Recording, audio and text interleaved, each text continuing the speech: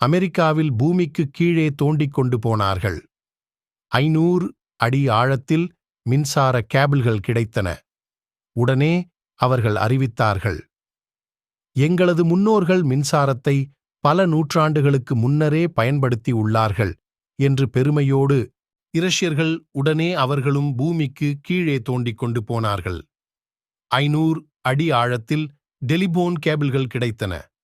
அவர்கள் சொன்னார்கள், எங்களது முன்னோர்கள் அந்தக் காலத்திலேயே டெலிபோன பயன்படுத்தியுள்ளார்கள் என்று ஆச்சரியத்தோடு. இந்தியர்களும் தோண்டினார்கள்.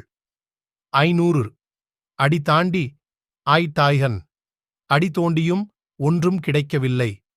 உடனே அறிவித்தார்கள், எங்களது முன்னோர்கள் அந்தக் காலத்திலேயே வயர்லெஸ் தொழில்நுட்பத்தை பயன்படுத்தியுள்ளார்கள் என்று திமிரோடு.